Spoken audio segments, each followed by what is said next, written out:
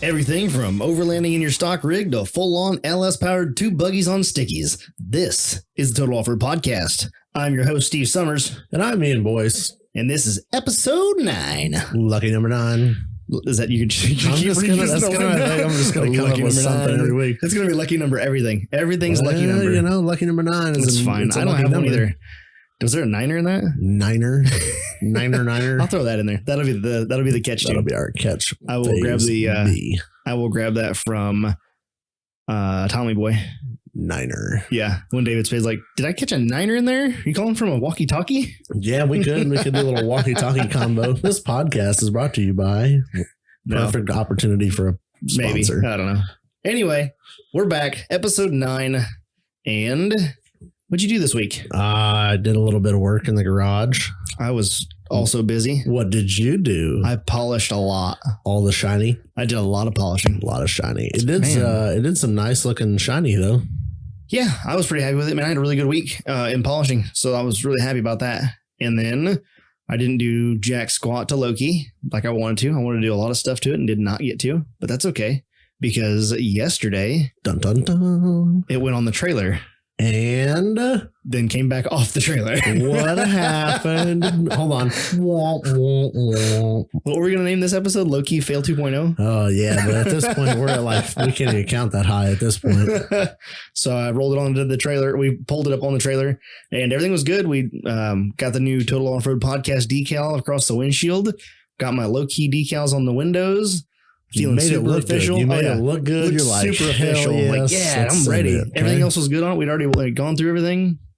That's going to get on my nerves. Yeah. Oh, well.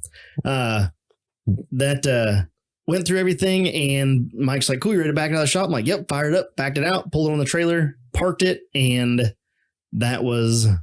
When I got out of the Jeep, it had a big old Bud Light antifreeze dripping out of the front of it. What blows my mind, I just want to say this because I know I've seen it driving down the road.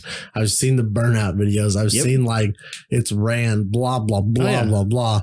Not a drop leaked. Nope. And that's what I think is the funniest part about this because like seriously? It's not like, oh, you should have drove it a little bit more. No, it drove plenty. Up and down the road. It was enough to know if the radiator was leaking. Yep. And then all of a sudden just one day No, here's the part. It was Mike's driveway was covered in snow. Like the lot was covered in snow.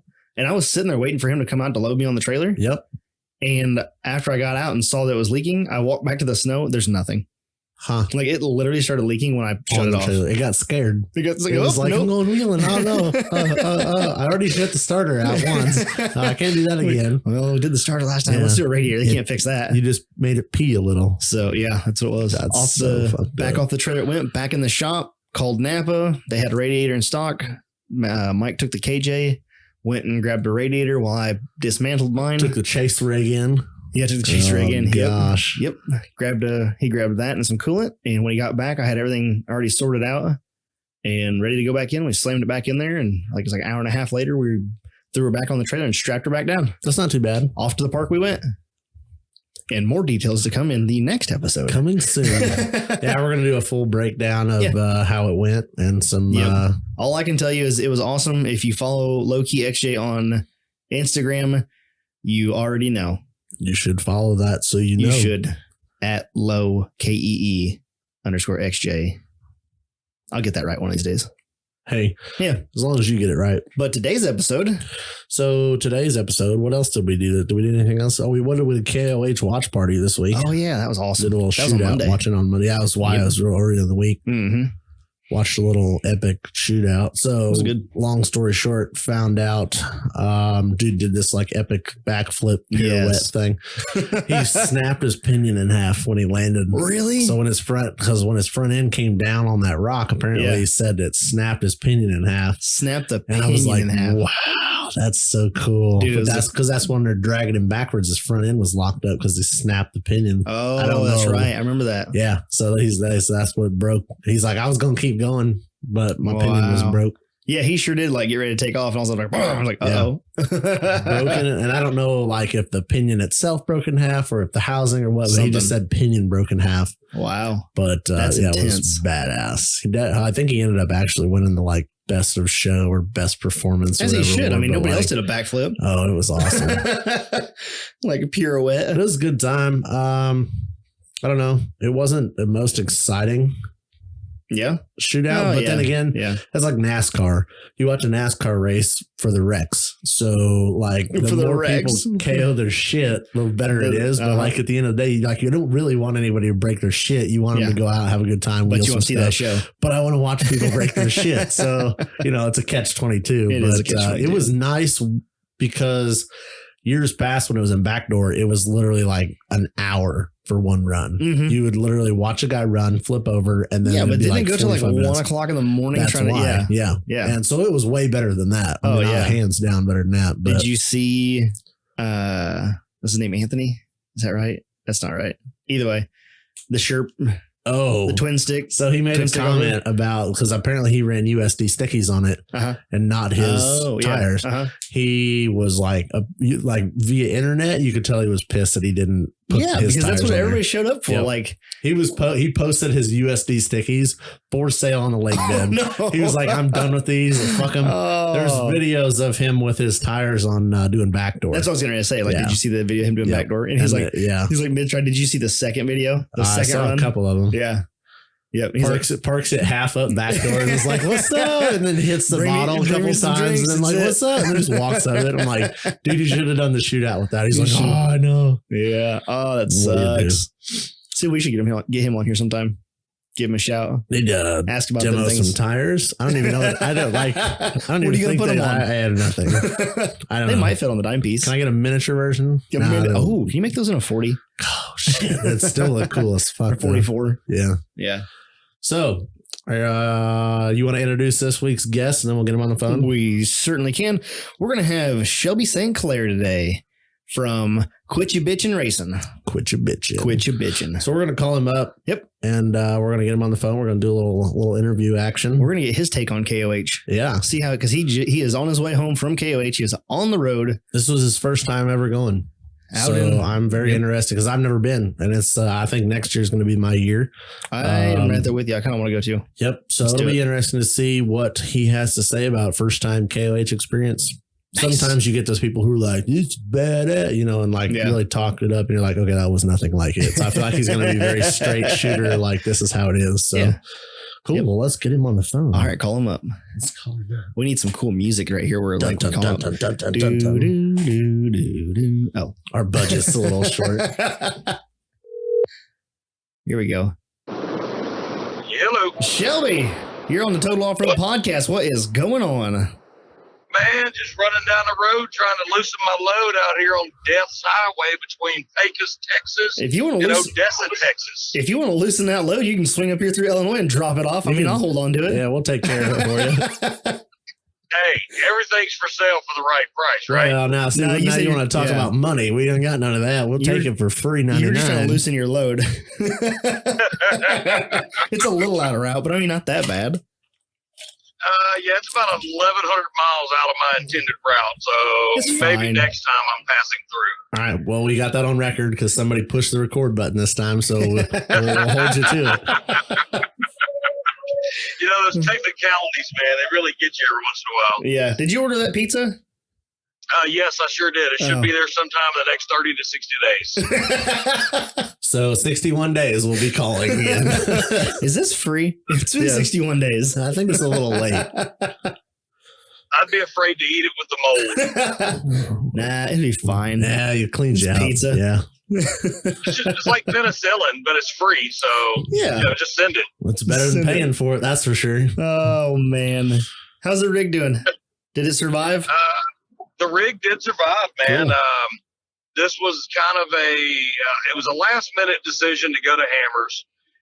Christmas Eve, I was over at my cousin's house up in Frisco, Texas, doing a little bit of eggnog. Yep.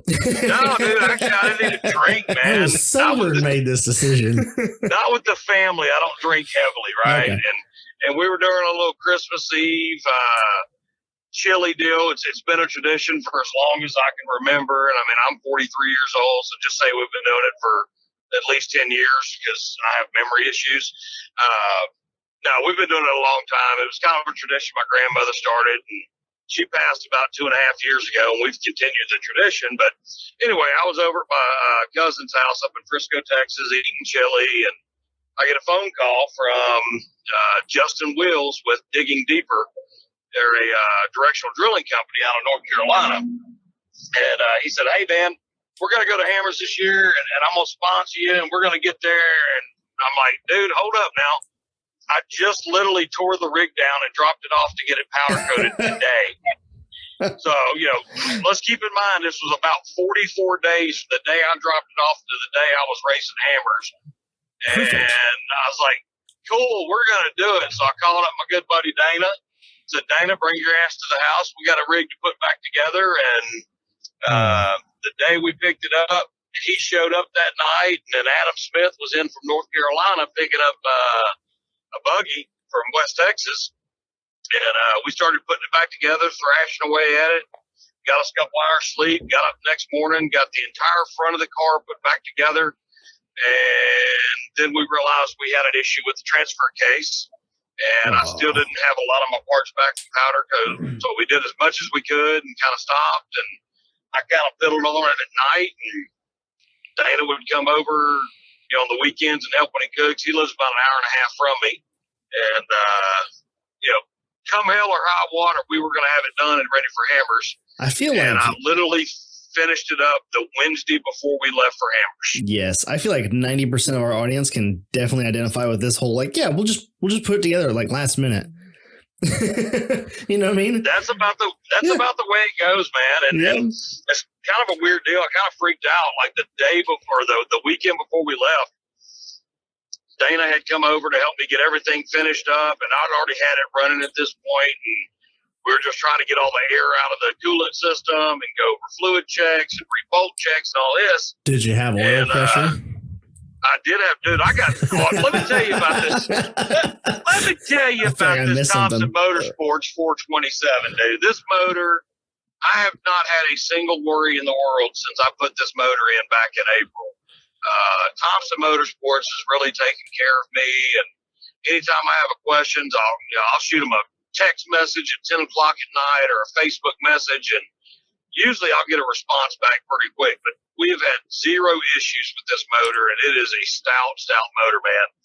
I really need to learn how to drive to the potential of the motor, but I'm not gonna lie, first time I got in it, it scared the hell out of me because it was about double the motor of what I was used to. That's awesome. And, it's always nice to have too much power. That's the key. Well, learning how to control it. Yeah. Exactly. Yeah. It's a hell of a motor, but it sounded healthy on the shootout. It sounded really healthy in the car because that's all I could freaking hear, man. It's pretty loud. I tell you, my next one's going to have a muffler or something on it because I can't think when it's that damn loud. I'll just put you a couple cats on it when you get back to the shop. Yep. Yeah, probably not. So pass emissions testing or no? Yes, it will pass emissions testing. Perfect. If I ever take it in to get it tested. There you go. I don't think we have any government spies listening, but you never know. Yeah. Now they're all out there at the missile silo with the phone bush. Yeah. The old phone. So speaking of the phone bush, so this was your first trip to KOH then, Yeah, it was my first trip out there. I've been wanting to go for 4 or 5 years. I never could just justify going out and hanging out with 80,000 dudes in the middle of the desert with nothing to do except race car shit, right? And it was my first time out there, and I'll tell you, it was the most miserable time of my life, but I've never had so much fun in my life. Well, that's exciting because I think I really, every year it comes around and I'm like, man, I should go next year. And then you come up with some bullshit excuse on why you don't want to go. And you see everything from people hauling rigs out there to hauling campers and toters and all this crap to people literally just taking a suitcase and a backpack and flying out there and just making it work, whether you're renting a camper, staying with a buddy, whatever. And I'm tired of making excuses for not going. So I think next year is going to be my, I'm going. I don't care if I'm going to take my rig. I don't care. I'm going to take a camper. I'm going to just show up with a backpack and look homeless. I'm going to figure it out. Yeah. A tent. Exactly. You're going to need a lot of bricks to hold that tent down. I just bunk in somebody's pickup or something. I'll just $20. I sleep in your bed of your truck. I will say this. You do not want a tent camp out there because they have some massive windstorms. We had one roll in Sunday night that had 60 70-mile-an-hour winds, and we were in a buddy's camper. It's like a 48-foot long toy hauler. I mean, this thing's it's $100-something thousand camper, and I was worried that dude was going to topple over. I was like, well, if it's my time, it's my time. You know, I'm dying doing something I love. Yeah, what a hell of a way to go, or place to go, I guess, right? Yeah, I mean, all they could do is just kick a little sand over, put you in the hole, and cover it back up right there next to the missile silo. That's so they can find you when they do get there. Yeah, you'd be blown away. You'll be a new sand dune. Exactly. Yeah, it was a crazy time, man. Crazy experience. I definitely recommend, if you're into off-roading, you definitely go to King of the Hammers at least one time in your life. But then if you go the first time, you're going to be addicted, and you will go every time, every year for the rest of your life. Doesn't sound like a bad plan. No, it doesn't. I think we should go next year. Yep. Yeah, seriously, dude. Y'all need to go do a podcast out there on the lake bed. I mean, we had, running the shootout Monday night, I was standing 1.5 feet from Ian from Extreme 4x4. And, me on race night, I don't keep my phone anywhere near me. It's basically somewhere put up because I don't want to lose it or break it. Mm-hmm. And I was like, hey, somebody grab my phone so I can get a picture next to Ian. And I turned around and he was gone. I was like, well, that sucks. Well, but damn. He heard you. He's like, I'm out. Yeah. I mean, dude, yeah, literally. As soon as the race was over, I was popping a top, somebody looking for my phone, and he was gone. So wow. There's all kind of people out there, man. Like I said, there's probably 70,000, 80,000 people. There may be 10,000 people show up in a day and 5,000 people leave. Wow. It took us about an hour and a half to get into Hammers when we pulled in on Saturday afternoon. And then we heard that it was a nightmare to get out of there on Saturday morning to, after the 4,400 race. So me and my buddy Dana Hale, we jumped in the truck Friday night at 10:30 after the race and drove about 3 hours to, I don't know, some little shithole town in California, and grabbed a motel and took the longest shower I've probably ever taken in my life, because running water is it's a nice thing, and you kind of take it for granted until you really don't have a reliable water source for a week. Boy, I bet the old hotel staff was pissed when they come in to clean that bathroom. Maybe. I'm sure they were, because that washcloth was nice and white before I started scrubbing a week of dirt off of me. You just throw that one in the garbage can. My uncle lives out there lives out in California over in Oxnard County, and he sends me a text on Wednesday, and it's just a video, and I open it up, and he's out in the middle of the desert. I'm like, where's he at? And all of a sudden he starts panning over, and there's Hammertown. I'm like, you dick. And then he starts sending it's crazy. Yeah, he starts sending all these pictures of different rides and everything else. And that twin stick buggy sent me that picture of that, and I was like, why are you there and I'm not? Like, that's crap. I could have just flown out to his house or rode over there with him. It would have been perfect. But yep. Yeah. It's not fun when your family starts sending you pictures of the hammers and you're just not there. You're like, well, that sucks. Damn. It must have been a daytime picture, because at night you really can't see it. Like Friday night after the 4,400 race, there was literally zero wind in Hammertown. Uh-huh. And me and Justin Wills with Digging Deep, we were coming back from a remote pit 2 at about, 9 o'clock or so California time. And we were no more than a half mile out of Hammers, and we could not see Hammertown because of the dust. All the dust. Really? Yes, dude, it's like, you go into a shady hotel and you turn on the lights and there's cockroaches running everywhere. Mm-hmm. That's what it's like with the razors out there. There's 4 million razors, it seems like. They're doing 90 miles an hour through the desert.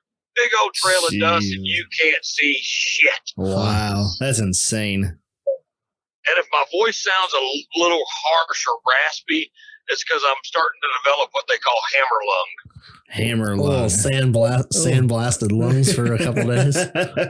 Yeah, so it's going to be a fun week. I'm sure when I get home, my wife's going to be like, all your clothes need to go in the trash. You need to get in the shower and stay in the shop for the rest of the week, because I don't want to listen to you all week. Sounds like it's still worth it, though. That's what it sounds like. Oh, like I said, dude, it's the most miserable fun time of your life you'll ever have.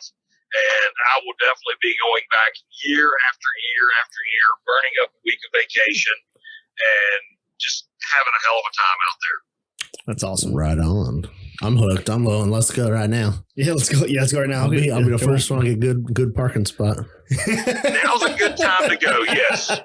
Well, I think if you get there now, you'll get a good parking spot for the shootout on Monday night. Yeah, I did watch a couple of videos. There were some guys doing some. I think they were out running backdoor. Would have been this morning. Really? So it seemed like that. You stay a couple days later, everybody clears out. Well, then you pretty much have free reign to go. It's not like I've seen some pictures from. I think it was Thursday night. Where the crowds were just ridiculous out on some of the trails. And I'm like, wow. So now, hindsight, you stay a couple days later, do some wheeling and then go home. I like it. Yep. Well, the thing to do, honestly, man, is show up. Like, we hung out with it's a group of guys called Team Extreme. It's just a bunch of guys that all would live within a couple of hours of Hammertown or Johnson Valley, I guess we could call it. Mm-hmm. And they are some hardcore wheelers, dude. Like, we were staying with Casey Thompson. He's got the only bouncer on the West Coast. It was built by Travis Vance a couple years ago. Big block Ford Rockwells, 42 traps, and he's out wheeling with his buddies. One guy's got a brand new JL on Pro Rock 60s and 39s or 30. What do you have? 37s, I think. He had 40s. 40s, yeah. I would hope. And this thing, it was a beautiful JL Rubicon leather. I mean, jeez. I'm like, this dude's taking it up some of these trails. Okay, they like to party. I'm down with that. Yeah, I can watch somebody tear their shit up. Mm-hmm. We went out to Turkey Claw. This is only got to wheel one night, just actually go trail ride and drink a couple of cold beers and watch idiots tear their shit up. And we were on Turkey Claw. We like to call it Hammer Claw, but the technical name of it is Turkey Claw. Every trail out there has its own little nickname by us. And I was in an XJ. The guy had just finished this XJ. It was a beautiful XJ. It was white on like 42s.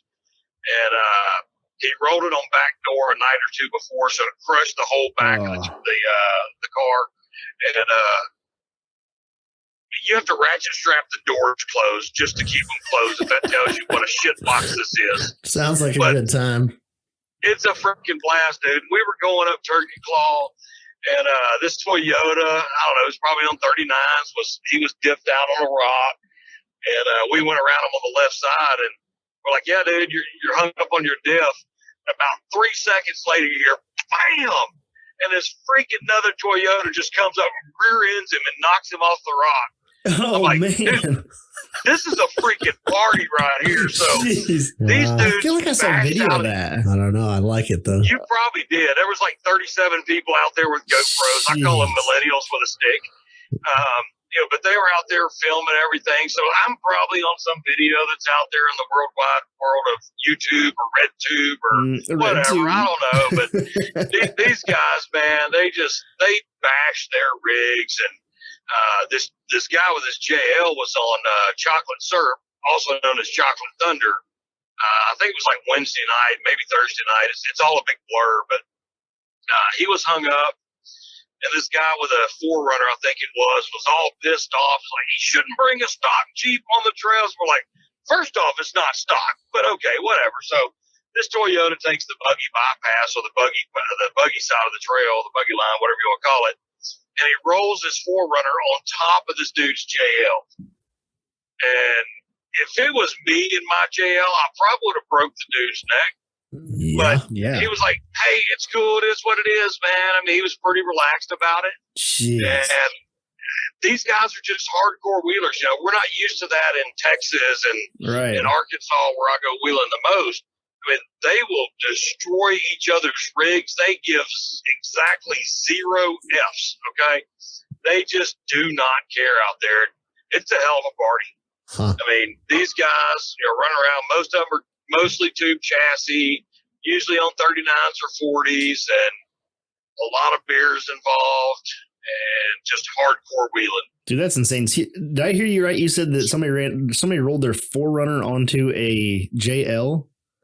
Is that what there was a couple of rollovers on Chocolate Syrup, and one was a 4Runner on top of the JL, and the other one, I don't know what it was, but I wouldn't have been laid cool. on the top of a purple Toyota, and I heard dude handed him $300 and walked off. Yeah, we saw that. I saw that one on the old interwebs. That was pretty awesome. I'd have been happy. I got $300. Like, but an old Toyota, like, okay, I can get parts for this, no big deal. Like a JL, like you just rolled on my $45,000 Jeep. Yeah, I'm upset. About I'm $65,000. I gotta say, after he had some pro rocks and 45,000 was just the damage. Yeah, exactly. But really, dude, all it did was it tore up the window frame, which I don't think on the JLs you can replace the frame as easy as you can like the JKs. But it tore up the window frame, and I think it scratched the door or something. Nothing major. I feel like the JL you can actually put the window down, so it should be able to be replaced pretty easy. I'm out of the Jeep world. Have been since 2015. Your buggy got a window frame? It has bars that kind of make a window. That's good enough for a window frame. Let's go with yes. Yes. Select the yes. Currently not interchangeable. I mean, it is, but there's a lot of cutting, grinding, welding, and then the whole, oh my gosh, it's not powder coated. It's going to rust. Yeah. Oh, well, my rig was rusty for 2 years. Who cares? You ain't going to believe this. Some guys out there in Johnson Valley don't worry about that. They just run raw metal everything all the time. Yep. Well, yeah, it's because it never rains, and they don't have the humidity like we do in Texas. I mean, you could take a brand new piece of sandblasted steel outside, and it'll rust in 5 minutes. Yeah. It sucks. That Midwest life. Yeah, exactly. Right on. So, we'll see you there next year. I'm going to say it right here. I'm going to be there. Well, he's not. I'm doing it. It's not going back. He's never going back? Yeah, he did. He has once in for his life. One and done. He's over it. It's like, I'm off to better and new things. Yeah, we're going to hold you to that. Yeah, cool. I'll see you there. Cool. We'll catch you on episode 68 next year, and we'll talk about how I failed at that podcast promise also. Yeah, well, you just promise me you'll hit record. I'm not going to put myself on record and say that I will. It's already recording. It's recording now, so...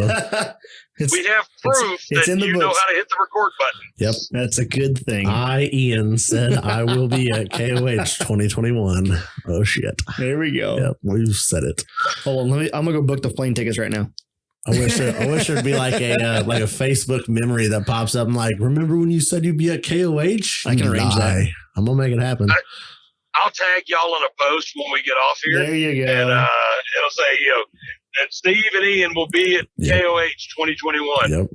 I don't know. That's the thing is I just keep coming up with I don't have a camper, so I'm not going to. No, people show up with a backpack and they make it work. So I'm just going to figure it out. Fly out there, rent you an RV or a camper, and just send it. We're gonna send something. I don't know what it is, but we're gonna send something. Just bring Visine and Carmex and goggles. I'm gonna walk around with ski goggles on all week. There's a lot of people that did, dude. It's really dusty out there. Yep, ski goggles and a beer helmet. I wouldn't do the beer helmet because it'll be full of sand by the time you get done drinking. Nobody likes sand in your beer. No, that sounds terrible. It does. Sandy beer, gritty beer. Ooh, I'm out. Ooh. I don't care what it is. I'm out. All right, beer helmet. Beer helmets for photos only. And buy your beer in a state that has better alcohol content, because out there it was 2.4, I think it is. What? So you're basically peeing all day and you're not actually getting drunk. What is 2.4? That's not even alcohol. Exactly, it's water. It's just like drinking Coors Light in every state in America. Yeah. Okay. It's terrible. So, well, then I'm just working to pee more. That's really not looking. Is that a California thing? I think so. Yeah. Man, I had no idea. I heard somebody refer something about that, but I don't remember what it was. Something about beer and being less alcohol. I don't know. Wild. We'll have to check with the guys from over there at the old ST. The old Snail Trail podcast and see what they got to say about that. We'll have to do some beer research because we ain't drinking water. If I'm going to drink water, I'm just going to drink water. I'm not going to be cheaper than buying water in a can. That right there be the difference from you driving out and flying out. Oh, yeah. Mm-hmm. Yep. I like to fly. Sweet. I'm not going to lie. I mean, my buddy Justin Wills with Digging Deeper, he flew from North Carolina to Dallas, rode with us out there, and then he flew back from Palm Springs. And he was landing in North Carolina and home before we even stopped driving last night. And we had barely made it back into Texas when he had said, "Hey, I'm home." I'm like, "You suck. You We suck. still got another 8-9 lot. hours of driving to do. I mean, right now we still got another 4 hours to go, and that's to get to Dana's and unload everything and then change trailers, and then I got another hour and a half to go past that." Yeah, see, that's why I like flying. It's more expensive, and you can't really pack your buggy in the carry-on either, unfortunately. Buggy in the carry-on. Yeah. Can you check that? Can you valet check that for me on the plane? Yeah, thanks. What? I bought 3 extra seats. Wonder if you got, that's like you're fat. You got to buy 2 seats. How many seats for my rock bouncer, do you think? That's it. Yeah, I don't think you can get it through the jetway, honestly.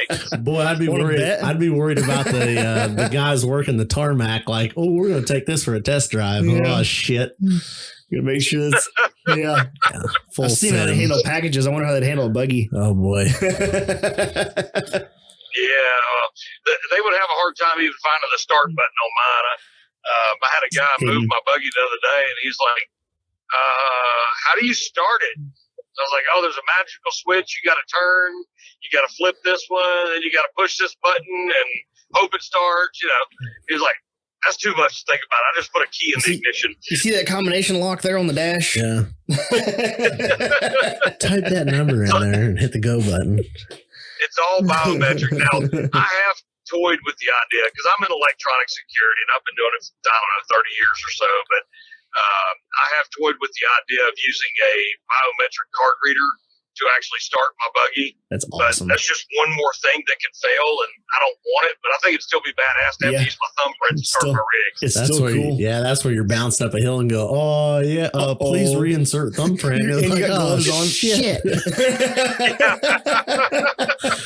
I got a problem with mine on my phone all the time. Like if I'm out working, like polishing the garage, or like when I get out of the shower, I got to open my phone up, but my hands are like, if they're pruny at all, like any kind of like saturation on my skin, I can't open it with the biometric because it doesn't like, oh nope, not the same fingerprint. That's not you. Yeah, that'd be a bad day. You're sitting there upside down, like I need to fire this up. We're down at the bottom of the hill, like I need to fire this up, and you can't.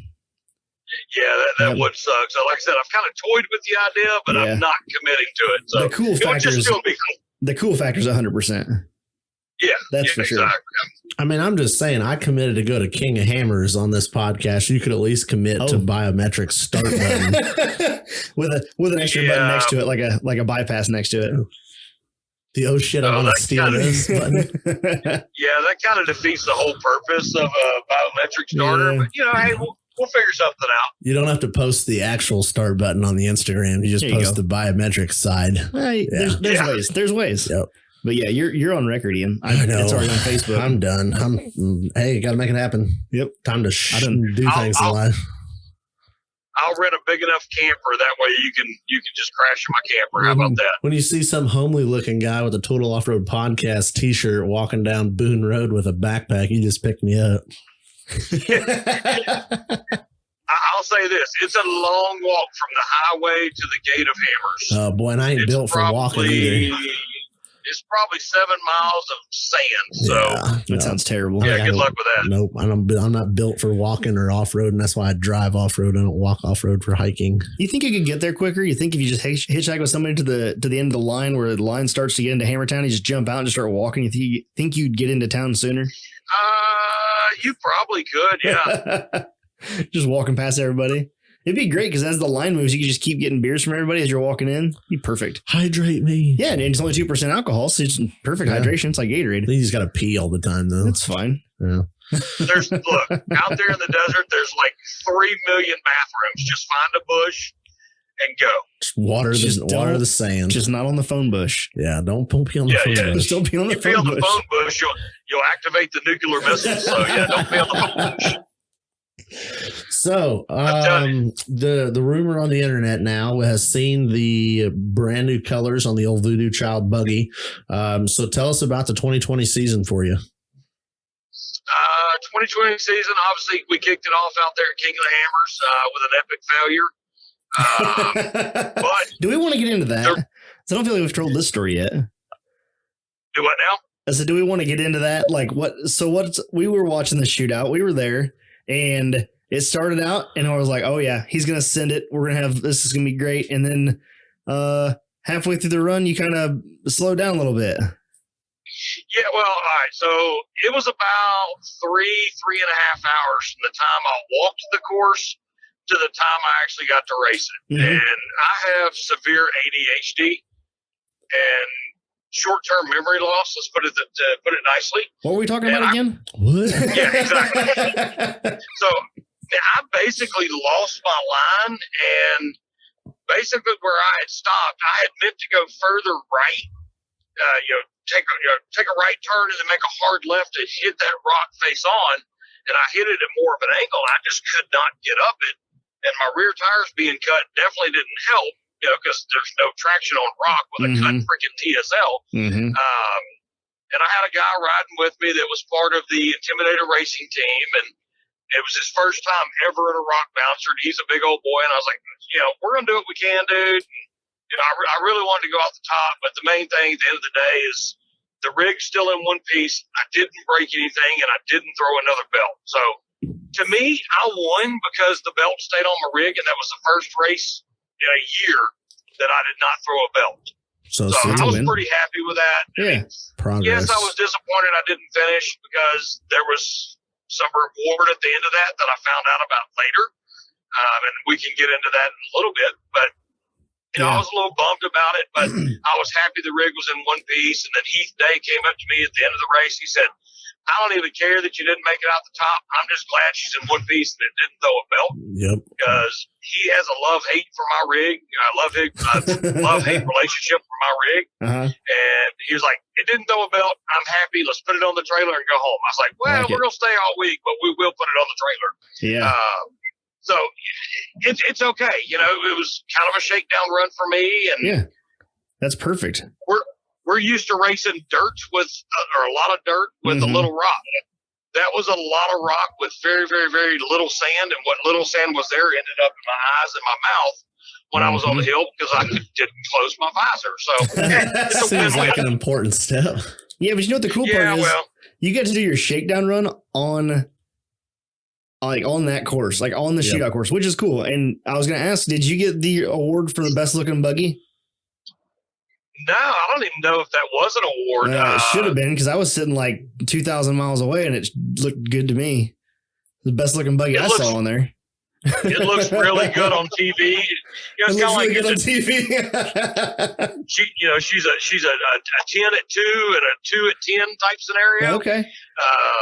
But no, I mean, it's okay. I mean, there was like a best of show award. That was I think it was a Toyota that basically backflipped. Yeah, we talked about that in our little intro before we called you about how he did like a backflip with like a pirouette and then did some cool shit. But yeah, McTwist. Yeah, McTwist. I call it a rondajon. My little niece is into ballet, and I forget exactly what they call it, but me and her daddy call it the rondajon. And I think he had a perfect dismount there. He didn't land it just right. But it's close. It's cool. It was cool to see, and I got to watch it. I was able to go back and watch it. From the video side of things. Sitting there on the hillside is cool, but you're kind of staring at the light, so it's hard to see. Yeah. But it was cool to see it from the other side of the hill, and hey, the guy tried. I mean, there's guys out there in 4-seaters, and there was one guy in a little crawler that literally still had the BFG sticker on his tires, like where you buy them, that you have to pull the sticker off. He still had that before he started, and he didn't make it over the first rock. But hey, he still tried, right? He was out there giving a hill. That's all that matters. Yeah, that's awesome. Exactly. That sounds like an awesome experience to go live. Yeah. And, it's one thing. It's one thing when you're sitting at home watching it on TV and you're like, "Oh man, that doesn't look that hard." And like you get out there, like, "Wait a minute, that rock's 5 times bigger than what it looked like." Yeah, that's the perspective. The perspective of wheeling in general. You take a picture and you're like, "Oh, that looks flat," and you're like, "Oh, it's not flat." How steep was that hill? Yeah. That hill was pretty steep, and those rocks were about the size of a Volkswagen. Yeah. So, I mean, it was some big rocks up through there. Looking at it from the bottom of the hill, you're like, oh, this ain't too bad. Mm-hmm. And then you walk the hill, and I'm fat, right? So I don't like walking hills that much. And I walked all the way to the top. I'm like, this is some big rocks. Yeah. I need to drive around these and stay on the little rocks. And even the little rocks were the size of like a Chevette. So, it's a whole nother style of wheeling out there, man. Yeah, that's awesome. But it was a blast. Like I said, it was a shakedown run, if you will, for kicking off our Outlaw Off-Road Racing Series, which is starting Saturday, the February 15th. So this coming Saturday, we're going to be racing out in Hawk Pride at Tuscumbia, Alabama. We got a couple of great deals. Does anybody record or broadcast that at all? Is there anywhere we can watch that, or is it just on YouTube later? Or usually for this one, Matt Ram will be there. High Octane Film should be there. Busted Knuckle might be there. I'm not sure. But we've got a pretty good driver's list signed up so far. So there might be quite a few, awesome videographers that show up. And then, of course, you have all your photography guys. You're going to have D-Pat that's there. Black Dog should be there. So there's going to be plenty of media coverage. It's just that we don't have a live like one of the other series does, because we want people to actually come to the park and get to experience it firsthand, right? Mm-hmm. We all know that watching it on TV or watching it on YouTube or seeing pictures of it just really don't do these hills any justice, or the speed of the rigs, or what we're actually putting our bodies through. So we want people to actually come out and enjoy it, and get to meet all the drivers, get to check out all the rigs. We feel it's more personal that way, and we're all accessible to the fans. I had a little girl at my first race come up to me, and I was racing another guy's buggy. It was a hot pink Angry Fat buggy, and she's like, "I just love your car." I mean, this girl was like 4 or 5, right? Uh-huh. And her granddaddy was like, I'm your biggest fan. Any man that's man enough to drive a pink race car, I'm a fan of. And this dude was wearing his coveralls up in Kentucky. And I was like, cool, dude, and I try to be accessible to folks, but, I try to tell people, if you see me out, at a race, and I'm usually running around with my head cut off, but stop me. I'll sit there and talk to you for an hour. But if I look busy, just please stop me, because I probably need a break anyway. And if you have something cold to drink, I will drink it and sit there and talk to you. We'll stop working for beer. Yeah. But no beers before the race, but after the race, we'll throw down some beers. Yeah.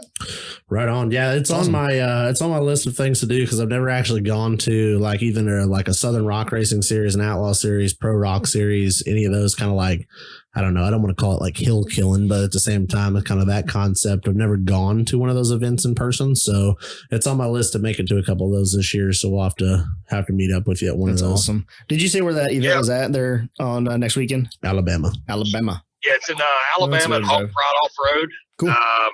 We're actually going to be close to you guys a couple of times this year. We're racing in Missouri at Flat Nasty. Yep. And we're also going to be racing at a park called Hooter Holler. And I've never been there. Hooter I don't know exactly where it's at, but it's somewhere, I think, southwest of St. Louis. I'd never heard of it. I was looking it up on the schedule, but I'd never heard of it, and that's where that ended. Yeah, so, I'm just going to type the address in my GPS and figure out how to get there when we race there. I think it's May. I don't know. I basically look like 2 weeks out. I'm like, okay, I got to go there this weekend. Okay, cool. Let's figure out how to get there. So let's make it happen. Yeah, I'm a race, including hammers. Obviously, I'm going to run the entire Outlaw Series, which it's a 5-race series. I'm going to pick up the Pro Rock race at Mid-America Outdoors. If you want to go to a badass park, go to Mid-America Outdoors in Jay, Oklahoma. There's all 3 series are racing there this year. We've got an Outlaw race there, which is going to be our finals Labor Day weekend, so that would be a good one to come to. Southern Rock Racing Series will also have their finals there in October. And Mid-America is running there, I believe it's Memorial Day weekend. It's like the May 15th through the 17th, I believe. I'd have to go back and look at their schedule. But I will definitely run the Pro Rock race and the Outlaw race there. So, I love racing Mid-America. The folks there are great. The owner, Jason, he will literally open up one of his shops so we can park our bouncers in it if there's a big storm coming. And when I say a shop, it's not like mine and your shop, right? This is a fully epoxied floor. He's got a glassed in case with like a Chevelle in it. It's a showroom, basically, yeah.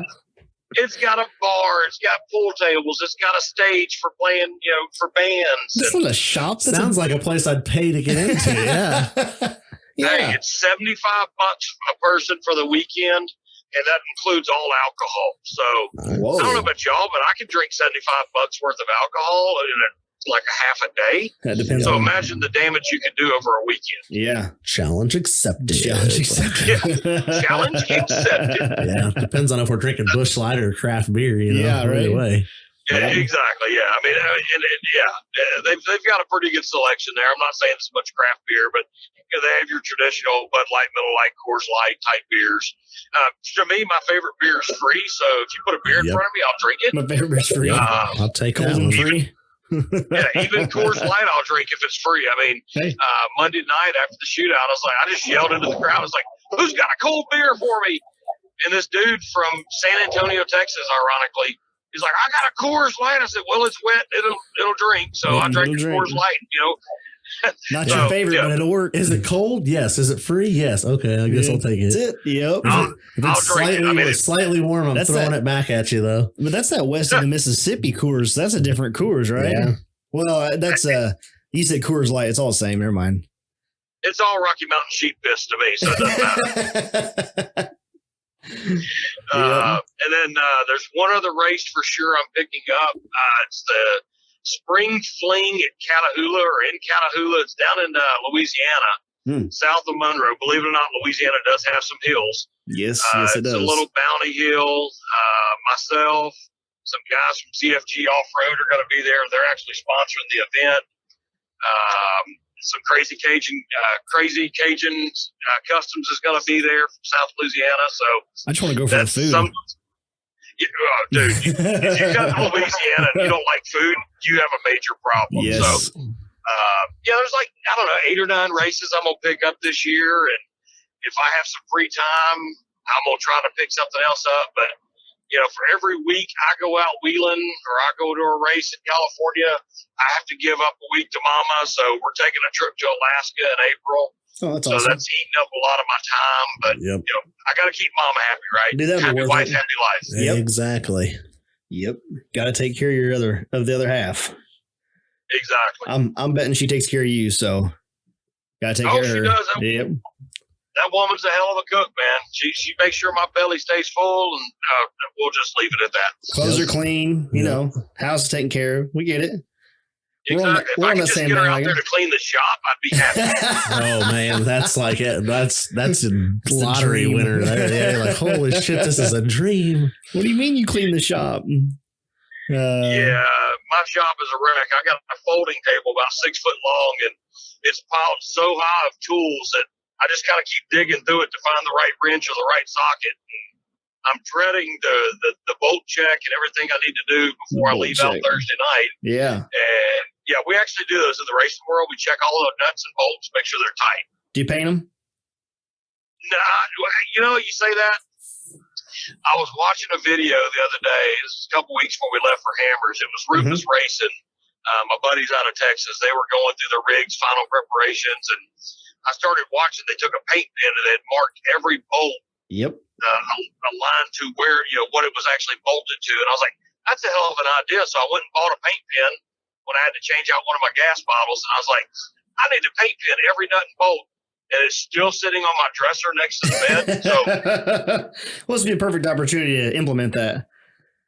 Yeah, I got to wash the sand and dust off the rig, and then I will definitely do that. There you go. Hopefully before I leave for Hawk Pride, but if not, I'll have a month off for the next race, and I'll be able to do it then. So the plan is there. I just need to execute it. Kind of like the plan to Hammers for you guys. Y'all just need to execute on it. Just need to make it happen, Captain. That's it. That's right. Ian does need to make it happen. Oh, shit. I'm working on it. I'm getting some stuff done, but fuck, it's a pain in the ass. Yeah, you're making progress, though. We'll get there someday. You want to tell us about Voodoo Child? Yeah. So Voodoo Child I like to call it Bastard Child, but and Voodoo Child is your buggy. Yeah, Voodoo Child is the name of the buggy. Yep. It's an Angry Fab built rock bouncer. But it started life as a trail crawler, right? It was just a trail rig. It had a Dana 60 in the front, a 14 bolt in the rear, cheapo coilovers, 4-speed Atlas, just bare bones part. I want to go wheeling. Let's go have some fun. And about 3/4 of the way through the build, I decided, hey, let's turn this into a race car. So you built it as like a hardcore. I would say more on the harder core trail rig. So you built it like that originally was the start? Yeah, I had George Lynn with Angerfag Rock Bouncers out of Alabama built it as just a hardcore trail rig, right? Full tube chassis trail rig. And I had a sound bar and I had lights for days. And that shit doesn't work when it comes to rock bouncing. You don't want a 30-pound sound bar above your head. I get where you're coming from with that, because I ended up with a full tube chassis under my S10 at the moment, and that went from, I just want a nice little back half trail buggy to now I've got like full tube chassis buggy, and then but I do have a lot of LED lights though. I've got like a box of lights to put on. So I feel like I'm following in your footsteps. Yeah. Shelby's down the path of, oh shit, this is expensive, Bill. Shelby's going to be throwing those away. Say, if I had it to do all over again, it would be 100% different from what I've got. Just because, once you build a chassis, it's not really made to make all these changes to it. So, like I said, we had a 4-speed Atlas, 4-link front and rear, cheapo coilovers front and rear, regular PRP seats, and I was like, hey, let's go racing. So first thing you need to do when you go racing, you should need better axles. So I started gathering parts to build some Dana 80s, and holy shit, those are expensive. Yeah. I started went ahead and ordered an ISP seat, went ahead and ordered an SCS transfer case, and I was like, all right, cool, let's do this. So we got the SCS transfer case in by cutting the upper frame rail and kind of giving it a little bit more room to survive in there, about 3 inches. And we got the ISP seat in there, and I still wasn't really happy because we didn't have the Dana 80s complete. I was like, dude, the 60's not going to hold up. I know I'm going to drive like an asshole, so screw it. Send it. I'm going to drive like an asshole. And I started talking to Heath Day up in Texarkana. And if you don't know who Heath Day is, he is a hell of a fabricator. He's a co-dog in a 4400 series at Ultra 4. And I was talking to him, and he's the one to help me put the transfer case in. And just I can't weld 2 sticks of butter together on a hot day. But I was like, Heath, I want you to put Dana 80s under my rig. I want you to put trailing arms in the back. I want different coilovers and bypasses, everything that this rig was not built for. Yep. And he was like, I don't want to do it. I was like, well, bullshit, you're going to do it. He's like, no, I'm not going to do it. So one Sunday afternoon, I literally loaded the buggy up. Excuse me. I loaded the buggy up. I called Heath. I said, hey, are you home? He's like, yeah, why? I said, I'm on my way to drop my rig off with the buggy and all the parts. That is epic as shit. That's awesome. So I literally gave him zero option to say no, right? I'm in the driveway. Yeah. Dude, I'm pulling in, so make room in the shop. So we had to go out, clean out the shop. We get the rig in there. We rip the axles out from under it. That was around, I don't even remember, probably September, I'm guessing. And September of 18, maybe August. And I was like, it needs to be ready for the Southern Rock Racing Open or Bridgeport because it's in my backyard. I want to race it. He's like, yeah, that's probably not going to happen. I said, yeah, it needs to happen. So it's going to happen. I'm tired of you telling me what you're not going to do. Just do what I say. You're going to do what I say. Here's my blank check. Yes, just do it. So, he busted ass, and he did a really, really good job. He literally cut the entire back off the buggy and said, I need this part, this part, this part. And handed me a list of like $20,000 worth of parts. And I'm just like, shit, where am I going to get this money from? And man. I was able to get it all together and get it up to Heath. And like the week before the Southern Rock Racing race, we were up there. It was me, Heath Day, and Kevin Taylor. And Kevin owns the Outlaw Offroad Racing Series. He's like, dude, I don't think we're going to make Southern Rock, but you're at least going to make the Outlaw season opener at Hawk Pride. I'm like, you know what? That's cool. I'll find me a rental. And I ended up racing my Razor, and my rental just didn't show up at all to Bridgeport. So whatever. That's crazy. But yeah, we thrashed on that rig hard, dude. And I had left it with Heath because he had a few more things to just, final bolt check because it's 3.5 hours from me. He was going to final bolt check it and just drag it out to Hawk Pride for me. And the day he went to go load it on the trailer, he called me. He said, where'd you get this motor from? I was like, oh, it's a fresh rebuild. Why? He's like, we lost oil pressure. I was running it down the road just to make sure everything's good. And I got about 2 miles from the house and I lost oil pressure. So I had to walk back and come get the truck trailer loaded up. I was like, shit. Oh, man. I was like, maybe it's the little O-ring on the LS motor. Maybe it's a bad oil pump. I don't know. He's like, well, we'll put a new oil pump in it. So him and a buddy of his were out there literally with it on the trailer in the dark, getting eaten alive by mosquitoes, and replaced the oil pump. He called me at like midnight and he's like, sorry, dude, your motor's toast. I think it ate the cam bearings. I'm like, dude, screw it. I just won't race Hawk Pride, right? I'll just bring my razor out there and I'll race it. And I was kind of bummed, so I was texting some buddies, telling them what was going on. They're like, no, this is a load of bullshit. You're going to race it. I'm like, how, dude? I don't have time to go get the rig, find another motor, get it swapped over, get it tuned. There's no way in hell I can do that. And Sean Cross with Kryptonite? No, with crap, I can't even think of the name of it. He's a performance and exhaust shop over in East Texas. And I feel bad because he's one of my sponsors. Just get fucking drugged by it. Holy shit. I don't know what that was. You got buzzed by an airplane or passed by a fucking Lambo. But wow. Jesus. Yeah, I didn't see it. It went too fast. It was going the other direction. Fuck, we heard it. That's all. I was like, wow, that was cool. So Sean Cross stepped up. He's like, dude, I'm going to offer up my shop.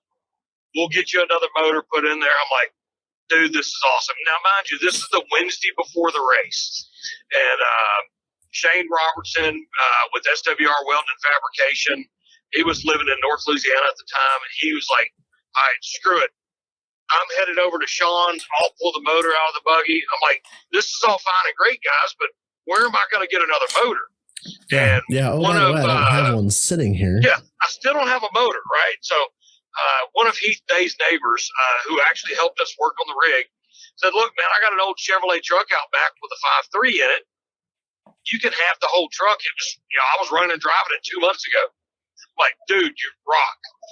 How the hell are we going to get everything from Texarkana, Texas to Gilmer, Texas, or Texarkana, Arkansas to Gilmer, Texas? And Heath Day's like, send me some money and I'll start trailing them down there. So Heath took the buggy and Shane was driving over. He was pulling the motor and Heath was going back. He loaded up the truck, brought it down. And by like midnight on Thursday night, I get a text from Shane saying she's alive. And I'm like, holy shit, y'all just pulled off something I never thought would get pulled off. Like, hell yes, we're racing. I get to race my rig. So I ever get to race it. And we get to Hawk Pride. And I put Steve Howell in the rig because he was going to run it as a rental. I said, get in, strap in, run it down the high line, see what you think, make sure you're comfortable in the rig because, it's got an ISP, so it's built for me. And he calls me about 15 minutes later. He's like, we lost oil pressure. What? Like, dude, that's really not funny, but thanks. Yeah, this was, again, Friday night at like 6:30, 7 o'clock. We're like, dude, you're killing me, Smalls. So we go drag it back to camp, and we're pulling valve covers off, spinning the motor over, and we're literally getting no oil to the top of the motor. We're like, what the hell's going on?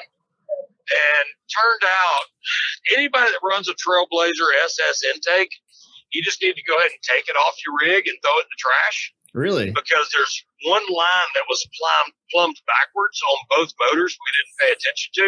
Oh. And it was actually creating a vacuum and not allowing it to build oil pressure. Oh. Huh. Well, that's good to know.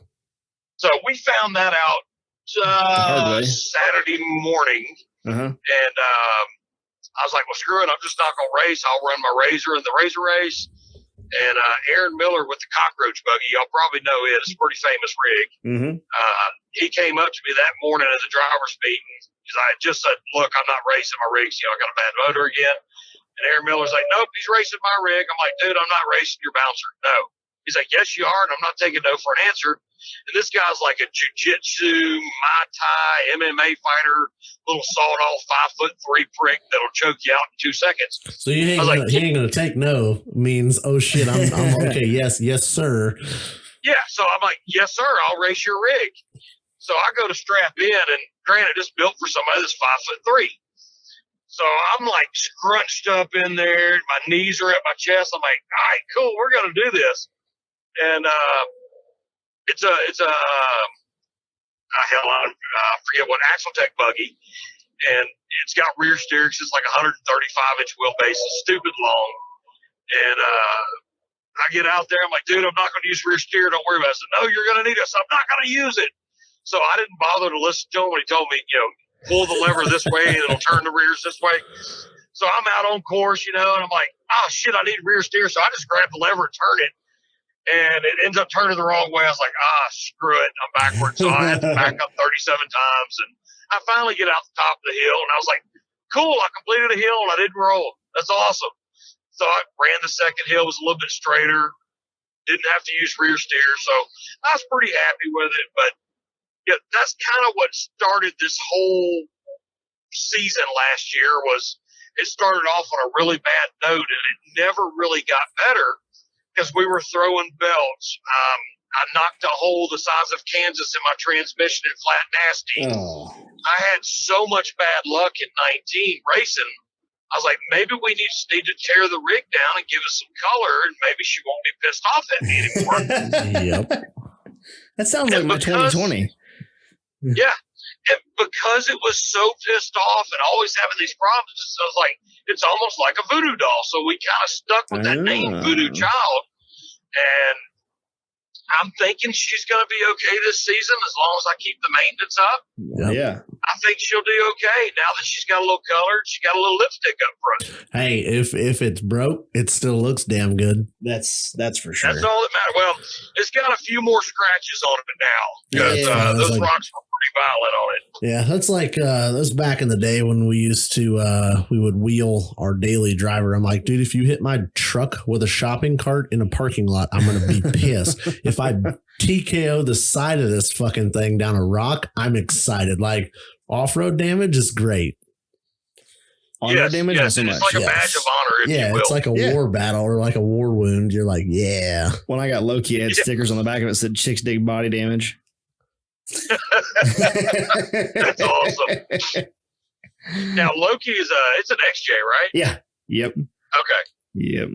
Oh, what's left of it? Oh, yeah. Yeah. I'm wanting to build a trail rig, but I'm also planning to build a new car for 2021. So it's like, okay, do I spend money on a trail rig or do I just save the money and put that into bigger and better shit to go on my next car? Because I'm either going to put a Pro Charger or a big ass supercharger or a couple of Wu-Tang war whistles on it. Yeah. And that's going to take a lot of money, right? Yep. So I might just buy a shit box XJ and run some 35s on it. You Who cares? You gotta go get a KJ. What the hell's a KJ? I'm trying to think. That's the common answer. It's a Liberty, man. You gotta get a Liberty. That's the new thing. Yeah, that's the new shit box. That's not gonna happen. Dude, I'm telling you, it's where it's at, dude. It's so comfortable and wonderful. I could put a Liberty on some Rockwells. That'd be badass. Oh, that'd be different. Yeah. There's a couple of them out there with tons under them right now. They look pretty good. You might have just changed my man. Yeah, I'm telling you, dude, it's the new shit box. I'm telling you. You wait 2025 XJ will be a thing of the past. True. I did see on Facebook Marketplace this morning. I saw a Comanche, or I may have seen it last night. I was all blur, but it was like $2,200 for a running and driving Comanche. I'm like, dude, that'd be a nice platform. Yep. I could bobtail the rear and put some tons under it, and some 42 trips. And that'd be a badass little rig. It sure would. Again, do I want to spend the money or just build me a new race car and be done with it? Of course you do. Yeah, I feel you on that one because I'm like stuck between like a nice trail rig and like headed down bouncer lane, and I don't know which direction I want to take it, but my wallet dictates which way it's going, and it's just going bad for everybody. So I don't know how old you guys are, but y'all might remember your days in like middle school and elementary when they were pushing the drugs are bad, kids don't do drugs. Yeah, they're cheaper. Yeah. They're cheaper. Drugs are cheaper than a rock bouncer. Okay, so maybe we just need to all get some meth. That's and because just send it, right? Yeah, that's because what will we do with all the extra money though? Then we'd be like, well, we do know this thing about bouncers, so we should just go invest in. Yes. Yeah. No, I guess it's kind of like the circle of life. You're going to end up going back to it anyway. So screw it. Just spend your money on rock bouncer shit and have fun. I like it. Exactly. I like it. You can't take it with you when you go. Sure can. Go make some stuff happen. That's the key.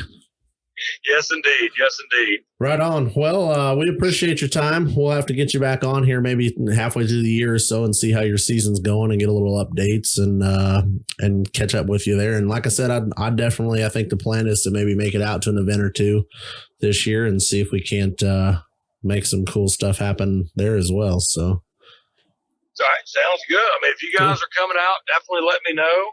And we'll have a big old freaking party, man. I mean, as long as I'm not partying on Friday night, because, I got to drive on Saturday and I can't eat Mexican food before race day. So no Mexican food. Boy, that'd be a good time. Oh, shit. Why is he getting out of his bouncer halfway up the hill? Oh, he just shit himself. Oh, damn. Yeah, when duty calls, literally, he's like, oh, got to go. It's hard to get out of that point. Yeah. If you guys come out, definitely let me know you guys are coming out, man. We will. And, we'll treat you guys right. Show y'all a good time. And cool. If you want to bring a helmet, Hans, and a fire suit, you can strap to my passenger seat. We'll go up the hill. All right, well, I'm going to shop for that here tonight. Pretty sure that was an invitation. It was. It was an invitation. I mean, dude, I had a guy with me in the shootout that we kind of surprised him. The day of the shootout, it's like Heath brought him over. He's like, "Hey, I want you to check out this rig, that I just rebuilt." And he's like, "Oh, this is really cool." He's like, "Well, get in, get the passenger seat, see what it feels like." The guy got in and he fit. He's like, "Cool, you're racing with him tonight." He's like, "Are you shitting me?" I mean, the guy had never been in a rock bouncer, and he's like, "Oh, this is the coolest thing I'm ever going to do in my life." And dude, he had a grin ear to ear. His name's Josh Banner, really nice guy.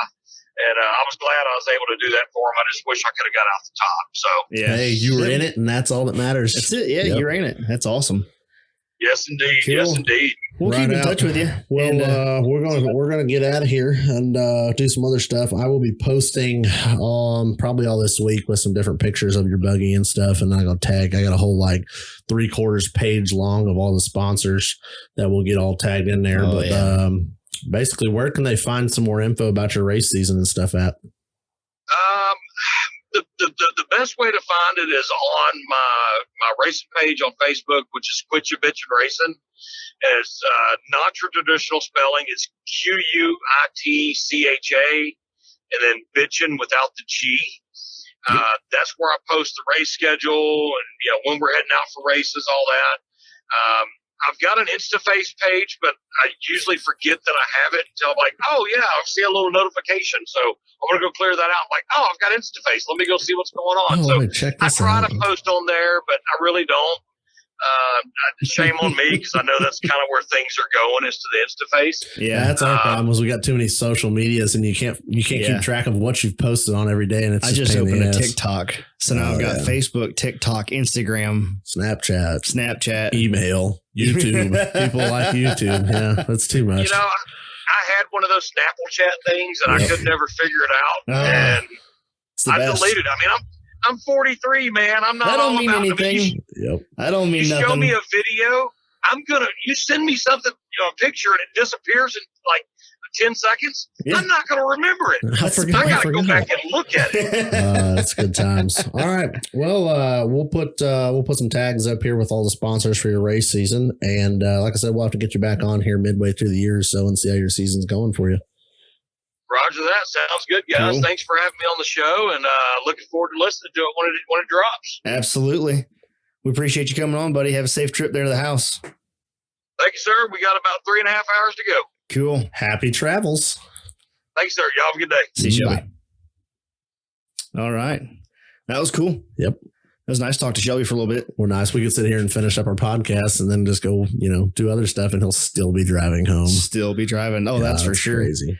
The funny thing is, I don't think it's any farther for him than it is for us, which is completely ass backwards. Really? I don't think it's any farther for him because he's got so far through Texas to go. And then north, he's got to go up north work. We're kind of just straight across. It's basically straight across. I don't know. It's hard to say. Because I think I looked it up one time, leaving out of Dallas, and was like, oh, if I move to Dallas, it'll be closer to King of Hammers. No, it's like the same. And you're like, how does I don't know. Because Texas. Yeah, Texas happens. Yep. Because Texas. Oh, I'm going to have to turn that game down on the phone. Stuff. There you go. Sweet. What else we got on the things to talk about today after we get done talking, after we got done with Shelby there? So we're not going to go into too much detail now because that's going to be next week's. Here we go again. Episode. Another week. We don't have a beer sitting on the table. This is terrible. When are you going to get that fridge put in the wall? We need to start getting people to send us more beer solutions or suggestions, not solutions. That's it. Devin said, I'm going to give a shout out to Devin Kelly, Kelly Clean, because he did say he is bringing us, because I told him he was keep sending me beer. I'm like, dude, just bring us some beer. And he's like, I'm going to bring you some beer so I get a shout out on the podcast. Oh, cool.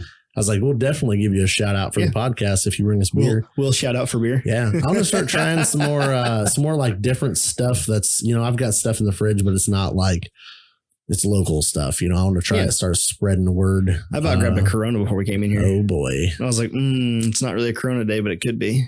It's not warm enough. Corona is my warm weather. Like, ooh, it's so warm. I had one Thursday after I got done working. I was at my a good friend's shop polishing his semi. Yep. He's like, you want a beer? I was like, not till I'm done. He's like, you want a beer? I'm like, not till I'm done. I got done. I was like, what's in the fridge? Dear me. And it was a fresh Corona. And I was like, I haven't had a Corona in probably 5-6 months. Yep. It's like, oh yeah, that hits the spot. I love it. Yep. Problem is, then you got this is my thing. If I ever win the lottery, one of my first things is going to be, I want somebody, I don't give a shit who it is, I'm going to pay somebody to always stock fresh limes in my bar.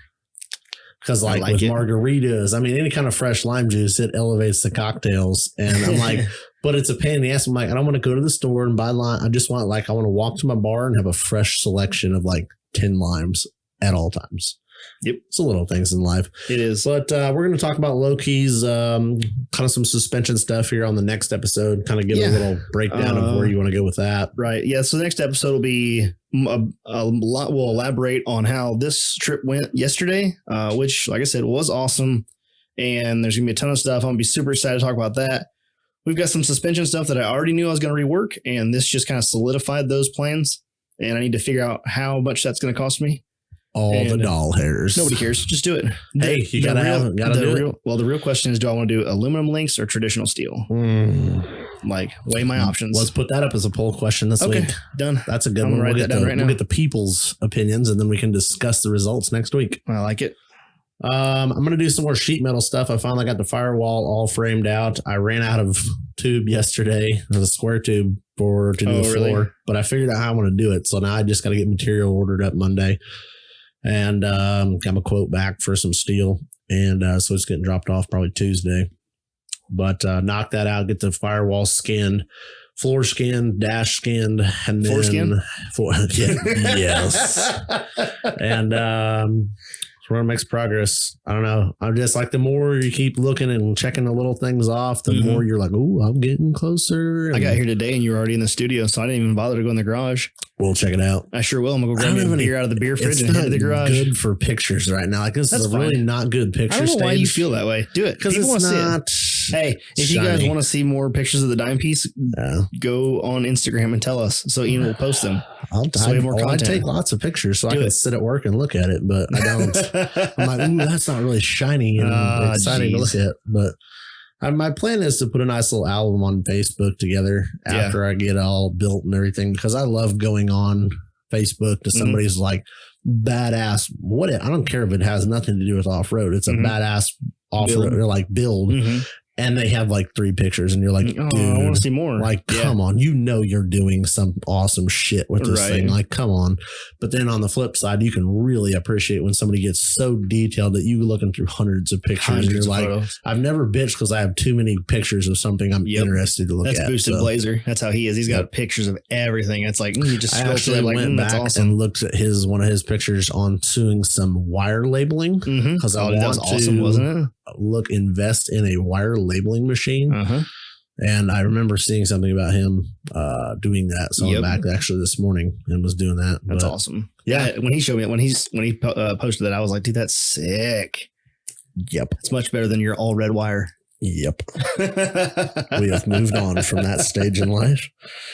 Cool. All right, well, that's all I got. Where can you find some more info? We were really busy. No, we're really busy this week. And Ian's computer KO'd last week. It's because we looked at an iPad Pro at Best Buy. Yep. Like I literally went and talked to the sales guy like I was ready to buy. Yep. And then I came home and the computer shit out. Yep. I got angry. And so we haven't had a XJ move on me. It did. We haven't had an opportunity to get everything lined out yet. And I was very busy this week. I don't know how many hours I put in, 60 or 70 hours and at work. So I didn't get a chance to get the swag pack stuff taken care of. We're going to work on that this week and we should have swag pack details up starting next podcast. So next Tuesday, come tune in. We're going to have a swag pack details.